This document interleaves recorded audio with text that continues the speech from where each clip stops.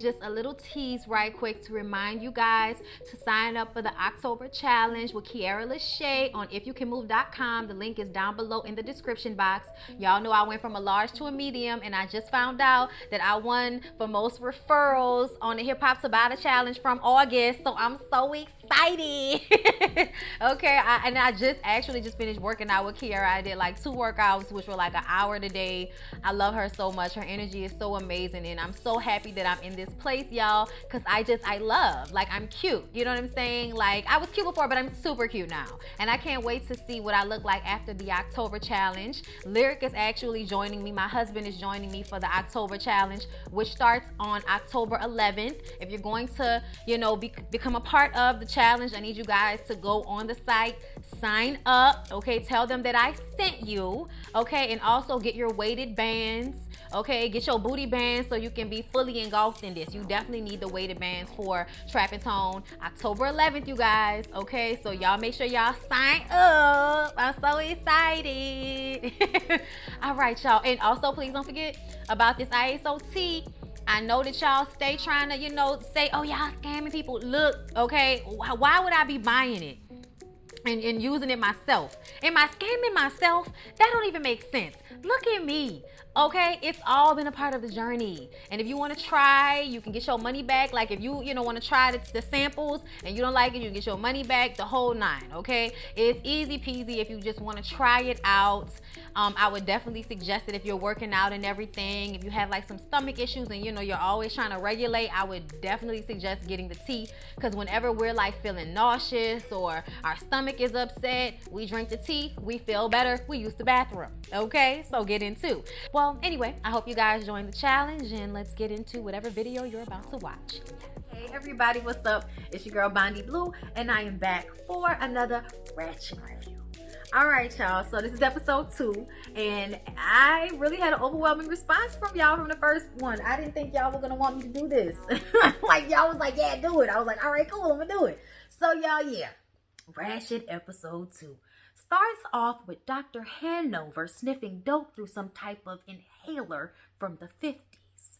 I'm nervous. I'm feeling quite worried about the people who are going to get a lobotomy this episode from Dr. Hanover, because he's obviously unhinged. Next thing you know, Jeffrey, okay, yes, from Fresh Prince of Bel-Air, is screaming to the top of his lungs theatrically, I've forgotten my lines. I guess it's all these people come in with ailments. It's like 4 people, I believe, and everybody has some type of ailment that now you would either give somebody a pill for, have them sit through therapy, or you would just be like, oh, you're bisexual, nice to meet you. You know what I'm saying? Like, oh, you're a lesbian, nice to meet you. You wouldn't try to give them a lobotomy for it. At least not these days. But in the 50s, we're going to try to give people lobotomies for melancholy. Okay, a melancholia, whatever they called it, but basically depression. Okay, an old European opera singer has, melancholia or whatever they call it. She's depressed, okay? And then, she's really depressed because she's sexually frustrated. She's really a lesbian and she doesn't know. But there's a lesbian there, okay? And she's there to get herself fixed, I guess, from being a lesbian. And then there's a teenage boy who his mother says daydreams a lot. He kind of seems to be more in a trance than anything. I don't know what the kid's deal was, but either way, none of these things seem like somebody should get a lobotomy for it. But hey, we're here. The opera singer says that, I wake up in strange places, not knowing how I got there. When I read about Dr. Hanover's procedure in the San Francisco Chronicle, I knew I had to give it a shot. Okay, so that's basically how these people are feeling. Like, Dr. Hanover is going to help them with whatever their mental ailments is. And I think that this whole series touches on basically mental illnesses or people dealing with mental issues and what that looks like. You know what I'm saying? As far as differentiations in time. And how, we've grown quite a bit from where we used to be trying to take people's brains out for being a lesbian. Like, it's crazy as hell, y'all. Dr. Hanover and Mildred joined them, okay, to pass out robes and get them prepared for this momentous day. Dr. Hanover tells them about the sedation and the government official and reporters who will be present during the surgery. Of course, the one woman who is a lesbian says, I thought this would all remain quiet. I don't want people knowing my ailment. I don't want people knowing my issue. And Mildred was like, oh gosh, people can tell you're a lesbian by your facial structure. I was like, Mildred, word. There's a lesbian facial structure I didn't know about. Oh, mannerisms maybe, but facial structures, nah. Jeffrey is worried about his backside being exposed in the hospital gown, and Mildred lets him know that even if it is exposed, it will only be exposed for a moment because no one would want to stare for too long at Jeffrey's ass. Cynthia Nixon, who we find out this episode, her name is Gwendolyn. She is the governor's assistant. She is the city official or the government official that is going to be there to watch the surgery. She's there with the reporters, and they all sit around to watch Dr. Hanover perform lobotomies on 4 people at one time during one sitting. I'm like, who thought this was a good idea? Like, I just kind of feel like, no, how about we try this on one person first before we do it on 4 different people? Like, I just felt like that wasn't smart at all. And that's how you know dude is huffing or sniffing something that's messing up the brain chemistry, because I just kind of felt like, well, this seems stupid. Dr. Hanover, of course, does the surgery on Jeffrey, the only black person, first. Like, I don't care what nobody say. Like, I swear to God, there's always just certain things that you'd be like, of course, of course. Drills a hole into Jeffrey's head. We actually had to watch him drill this hole into Jeffrey's head, y'all. Oh my God. Okay. So then he has like an arm spasm. His arm shoots up and he's like, oh, it's just a spasm. It's involuntary. They push the arm back down and continue to screw into his head until he feels he's reached the right point. I was like, what was that supposed to do? I'm trying to understand how drilling in this man's head was supposed to make him not be overly theatrical. Like, what? One of the reporters passes out, as they should, and Gwendolyn is disgusted. Gwendolyn, who we find out this episode is a lesbian herself, was mortified when she heard that one of the patients was a lesbian and the lobotomy was supposed to be to get rid of the lesbianism. So yeah, we're already on a bad page with this whole procedure. Mildred, on the other hand, seems fascinated, and that's because it's a way to quiet someone without killing them. Wait on it. Later on, Mildred goes to see the remaining priests from the priest murders. Y'all know the one that hid under the bed until Edmondson left, okay? Now listen. When Mildred was walking to the hospital in the navy blue cape with the navy hat and the green accents, girl, okay, I'm gonna look for the picture, and the picture gonna be right here, okay? The picture. Y'all, okay? One of my favorite things about a Ryan Murphy Tim Minear production is the visual, okay? It's not just about coloring and set, because there's a whole bunch of coloring going on that makes it so vibrant, but it's also the costumage, the wardrobe, okay?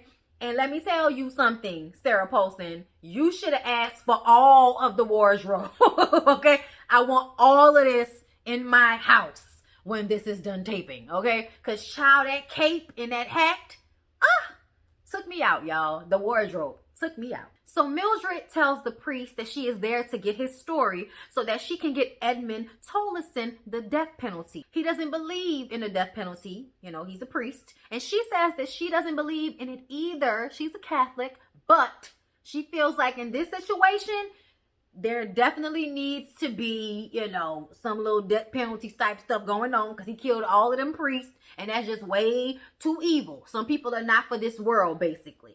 Then she says that it's Dr. Hanover's recommendation that will decide if Edmund is put to death or allowed to live out his days in prison or a hospital, seeing as though we're going to act as if he's crazy, which he is, but he's aware there's a difference. She says that if he is allowed to live, he will kill again.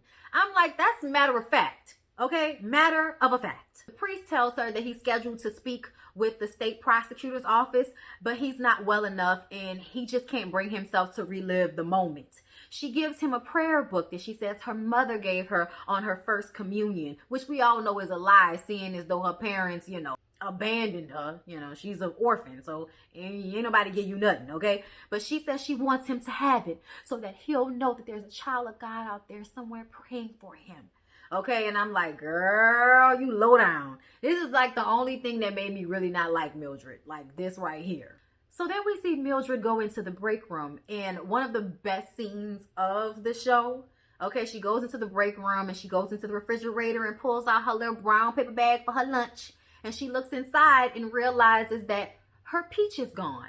And she turns around and Nurse Bucket is eating her peach. And she says, excuse me, you're eating my peach. She says, I'm not eating anything. You're about to eat my peach. Well, I didn't see your name on it. Well, who would do that? Do what? Who would put their name on a peach? She was like, well, maybe you could have used a felt tip or maybe a pen. And then the nurse's assistant with her little aggravating self kept chiming in, and Mildred was like, no one is talking to you. Nurse Bucket says, well, I'm eating your peach. What are you gonna do about it? Okay, basically. And Mildred just stands there quietly, and she's like, what, you can't hear? And she walks up on Mildred, and Mildred says, no, I'm just thinking about all the things I will do about it. And it just made you feel like, girl, you're going to end up somewhere dead if you don't stop eating people's lunch. Dr. Hanover comes in and tells them that he has to do the surgery again, but that this time he's going to try to do a less severe procedure, a more acceptable to the public procedure, which is him basically performing the lobotomy through somebody's eyeball. Yeah, so not less messed up. You know what I'm saying? It's just as cringeworthy, if not more. Your eyes are a sensitive area. Wherever there's a sensitive area on the human body, nobody wants to see something drilled into that area or hit with a hammer and an ice pick into that area. Why did he think that because he was using a household item like an ice pick that people are going to be less grossed out by you banging it into somebody's eye socket? Dr. Hanover, get off the drugs. Get off the drugs, Dr. Hanover, please. During the surgery, which is supposed to be less graphic, Nurse Bucket throws up and Mildred says, oh, look, my peach. Dr. Hanover screams at her that this is unacceptable and maybe she should find another place of employment if she can't stomach this revolutionary procedure. And I'm like, no. Some things you shouldn't do. Some things shouldn't be a procedure. I feel like lobotomy shouldn't be a procedure. You basically, just making somebody a vegetable. I don't understand why anybody ever thought that would be the way. I'm not sure. But you're not about to blame Nurse Bucket because she couldn't stomach you putting an ice pick through somebody's eye. Like, come on now, Dr. Hanover. You probably couldn't stomach it if you weren't hopped up on all them drugs. But whatever. And if you aren't bothered by it, you're a psycho like Mildred. So then he screams at her to go and change a goddamn bedpan. And Mildred asks him, please, doctor, continue. And this is when I fast forward because I don't want to see that again. Mildred then uses Dr. Hanover's inflated ego to convince him that the way they are bathing Edmondson Tolleson is barbaric, shackled while hosed down. I'm like, child, don't nobody care. He stabbed that man to death and we care about being barbaric towards him. Child, please. Okay. But she goes down to tell Edmondson the good news that he will be able to lather himself up during showers. And he likes that, because he likes to suds up his balls. And she tells him not to be so vulgar and to be grateful and to stay out of trouble. Well, we know that's not going to happen because he can't stay out of trouble. He's a psychopath. What are we doing here, Mildred? What are we doing? Like, Mildred knows he can't control himself. The whole time she's trying to get him out, every time she has to go and talk to somebody else about him, they don't know, that's her brother. But every time she talks about him, I feel like when she talks about him killing again and him being a monster and all of that comes from a real place. So I don't know why Mildred is constantly trying to save him. He don't want to be saved. So Mildred is eating her lunch. She's gotten to it before Nurse Bucket could. And Gwendolyn comes in looking for her lunch. She was like, could someone have thrown it away? And Mildred was like, no, Nurse Bucket probably ate it. Mildred offers her a part of her bologna sandwich, and Gwendolyn is like, no. I don't eat, meats that don't have a date of expiration, okay? And Mildred was like, bologna is my favorite meat. And it's like, oh, honey, your favorite meat? Is it the only meat you've had? I don't understand why bologna would ever be anybody's favorite meat when you've had like chicken, steak, turkey, and bacon. Don't understand. But you know what? Press on. Gwendolyn asked Mildred if she would like to take a drive up the coast and go to an oyster bar. And Mildred is apprehensive, but still agrees to go. They take this very beautiful, picturesque drive up to a restaurant that's right up against the water. I mean, it's beautiful. It reminds me of this place that me and my parents went when we went to Florida once. We went to this really nice restaurant and all of the windows looked out onto the ocean. I mean, obviously, it's a thing for me, so... Gwendolyn tells her that she thinks Dr. Hanover's experiment is barbaric and she doesn't agree with it. Then she teaches her how to eat an oyster, all sexual and aphrodisiac-like. You know what I'm saying? Because y'all know oysters are an aphrodisiac. They are. I love raw oysters. So when I was watching her eat them, I was like, it's about to get cold. And I'm about to give me some oysters again. Oh, I can't wait. Had my mouth watering and everything. Y'all, the way she fed her the oyster, she was like, now swallow it. I was like, no. You know, it was just a lot of sexual tension and all of that. You know what I'm saying? A lot of sexual innuendo and feeding someone an aphrodisiac. You know, it's like making love to the ocean, Gwendolyn said. I was like, child, you ain't never lied. Mildred is very passionate about mental health, okay? And it just so happens that at this time period, it seems as if a lobotomy is the only thing that will help people with mental health issues. I'm like, girl, wait till they start just making shit in pill form. It's going to blow your mind. And not in the lobotomy type of way. Gwendolyn says that she'd like a nightcap. And Mildred says, yes, I'd like one too. So they take a ride into the forest, y'all. Beautiful, beautiful, beautiful, beautiful shots. Like as soon as they rolled up and the trees were so tall and it's like this little bitty bar in the middle of all of this wooded area. It was just very, very nice. Okay. And they go inside, y'all, and it's a lesbian bar. Okay. It's a women's bar, as Gwendolyn, you know, called it. Mildred was pissed when she realized what was going on. And she asked, why would you bring me here? And she says, because I thought you were one of us, Mildred.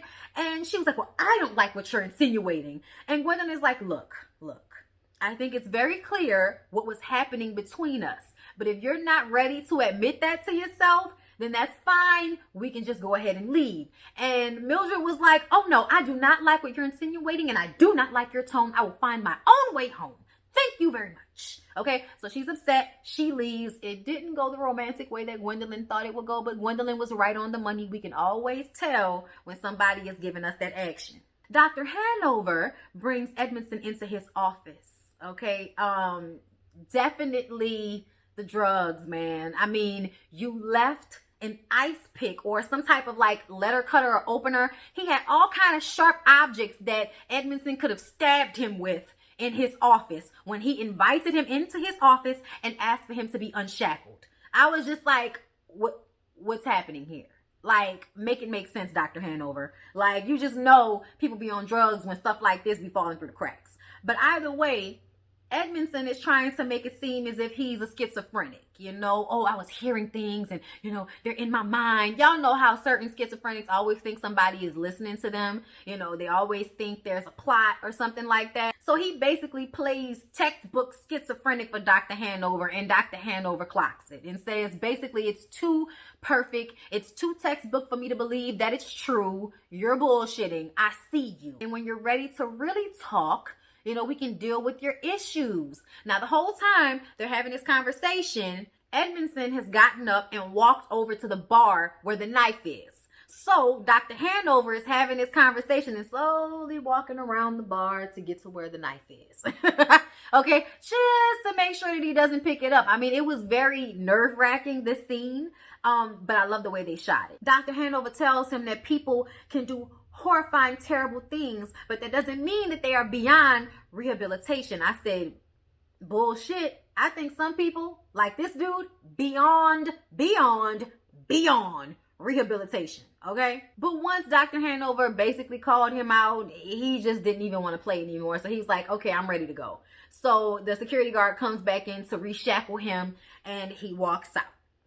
The teenager who they did the lobotomy on, y'all, he was like, I don't have thoughts at all anymore. And I'm like, this should let you know that this is not a good surgery. Like, you basically just made a teenager a vegetable. Like, he's talking, but he says he doesn't have any thoughts. He doesn't have dreams. He doesn't have anything anymore. He's just there.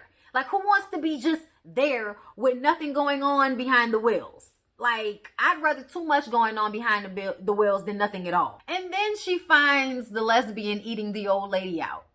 So, and she was making all, I was like, why are you making all of that noise and then get all surprised when somebody walk in on y'all? Bitch, be quiet.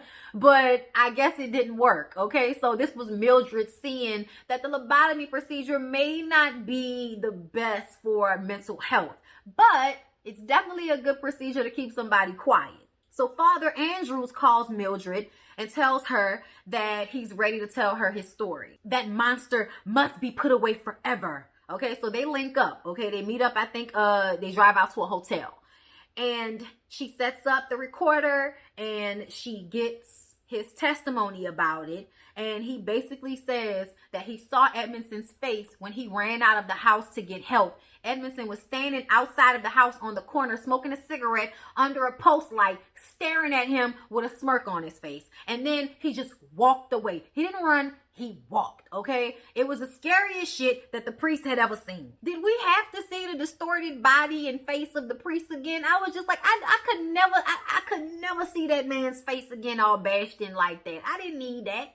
I remember. I saw it the first time. But this is exactly what Mildred wanted to hear, so she could know if the priest had saw Edmondson's face, okay? So now we can't let him testify. We have to save our brother. So what does she do? She drugs this man's tea and performs that lobotomy through the eye socket on the priest, okay? Then when the prosecutors come to talk to him, he's a vegetable, drooling all over the place, and the nuns actually think he's doing better because he's not having bad dreams anymore.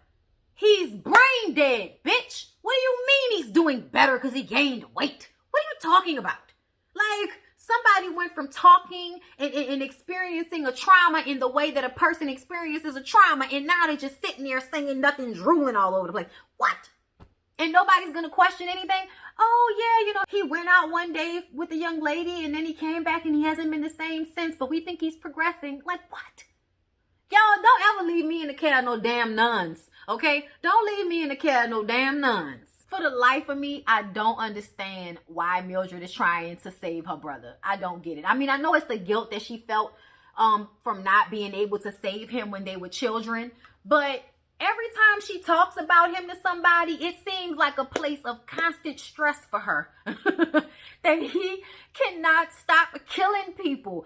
Even though he saved her, he's a monster and she knows it. And she turns herself into a monster herself in order to try to save him. Y'all, I don't understand it. Especially, y'all, I've watched the whole series at this point. But I wanted to, you know, do it episode for episode to kind of space it out because, you know, there aren't many things to review. So I don't, you know, I don't have the energy to review all of this at one time.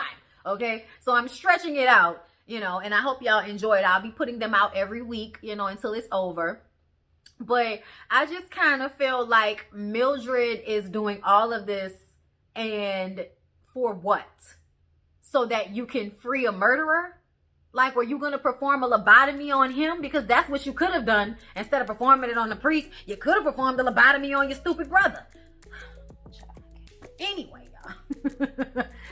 That's Ratchet, episode 2. I hope y'all enjoyed. Please don't forget to like, comment, and subscribe to my channel if you have not already. And I will see y'all for the next one.